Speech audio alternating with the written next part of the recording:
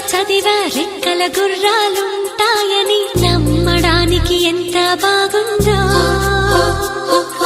బాలమిత్ర కథలో చదివా పగడపు దీవులు ఉంటాయని